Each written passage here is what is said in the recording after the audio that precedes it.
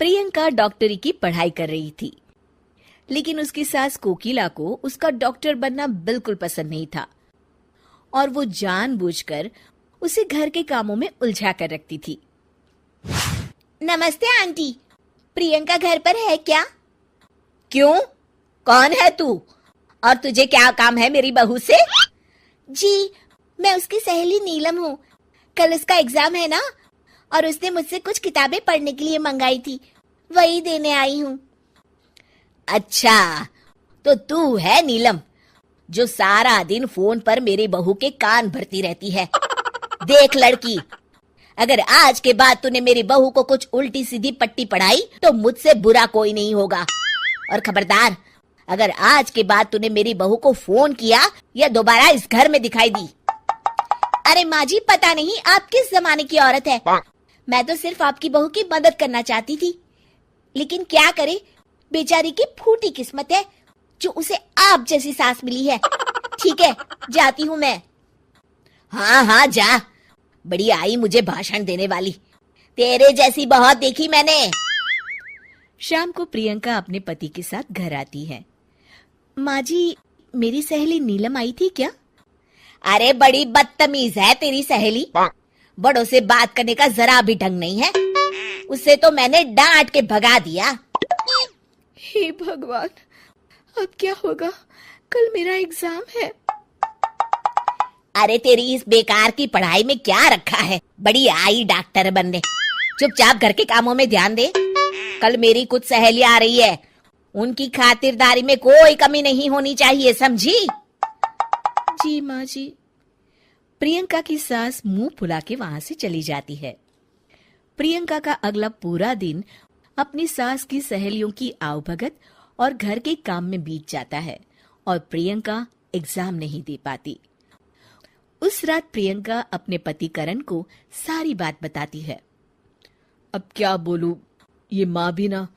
कोई बात नहीं, अब तुम अपना मूड ठीक कर लो, अगली बार अपनी एग्जाम की तैयारी अच्छे से कर लेना। फिर कुछ दिनों के बाद, अरे कोकिला बहन, तेरी बहू है क्या घर पर?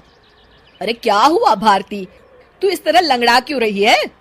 अरे क्या बताऊं कोकिला, सीढ़ियां उतरते वक्त मेरा पैर फिसल गया और मैं नीचे गिर पड़ी। मेरे पैर में बुरी तरह सूजन आ गई है, इसलिए तेरी बहू से दवा पानी कराने आई हूँ। मेरी समझ में नहीं आता, लोग छोटी छोटी बातों को लेकर डॉक्टर के पास क्यों भागते हैं। अरे बस तेरा पैर मुड़ गया है ना, ला अभी खींचकर सीधा कर देती हूँ। ला दिखा तेरा पैर। कोकिला भारती का पैर पकड़कर जोर से खींचती है। मर गई रे, मेरा पैर। अरे क्या हुआ, आराम मिला? अरे कोकिला, एक तो मेरा पैर पहले ही टूटा है, कहीं ऐसा ना हो कि मेरा पैर किसी काम का ना बचे। रहने दे तू, अब मैं चलती हूँ। भारती वहां से चली जाती है। थोड़ी देर के बाद प्रियंका घर आती है। अरे कहाँ मर गई थी सुबह से? माँ जी, मैं अपनी किताबें लेने गई थी। प्रियंका अपने कमरे में चली जाती है। अच्छा, इन किताबों ने इसका दिमाग खराब कर रखा है। ये किताबें ही सारी मुसीबत की जड़ है। क्या रद्दी पेपर, लोहा, प्लास्टिक, खाली बोतल। ए रद्दी वाले, यहाँ। जी माँ जी, अभी आया। ये सभी किताबें ले ले। अरे माँ जी, ये सब तो अंग्रेजी की बड़ी बड़ी महंगी किताबें लगती है, आप इन्हें क्यों बेच रही हैं? अरे नास पीटे, तुझे क्या करना है? कौन सी किताबें है कौन सी नहीं? तू तो बस अपना काम कर और इन्हें लेकर यहाँ से चला जा। जी माँ जी। रद्दी वाला प्रियंका की सारी किताबें लेकर चला जाता है। प्रियंका को जब इस बात का पता चलता है तो वो बहुत दुखी होती है और अपनी पढ़ाई पूरी करने के लिए लाइब्रेरी जाने लगती है। कुछ दिनों के बाद, अरे मर गई रे। क्या हुआ माँ, तुम्हारी तबीयत तो बहुत खराब हो गई है। आज अपने बंगाली बाबा के पास से दवाई लेकर नहीं आई आप?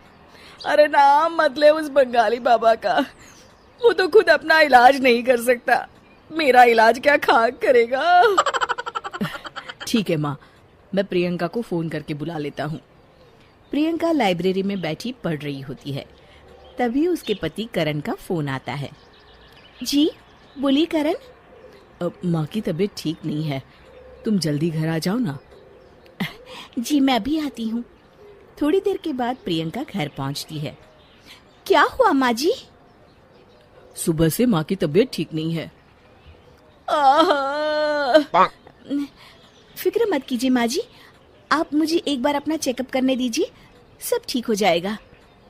अच्छा ठीक है बहू, जैसी तेरी मर्जी। प्रियंका कोकिला का चेकअप करती है। शुक्र मनाइए माँ जी कि आपकी बीमारी वक्त रहते पता चल गई है, वरना आपका ये इन्फेक्शन फैल जाता और लेने के देने पड़ जाते।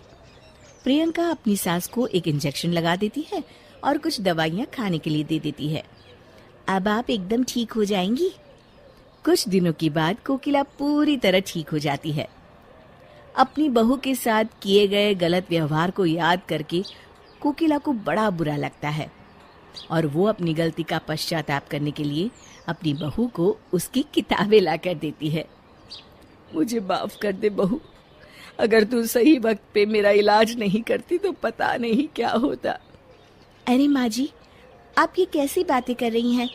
मैंने जो भी किया वो तो बहू होने के नाते मेरा फर्ज था। उम्मीद है कि आपको हमारी कहानी अच्छी लगी होगी। धन्यवाद। हमारे चैनल को शेयर और सब्सक्राइब करें। फिर मिलेंगे। Bye bye.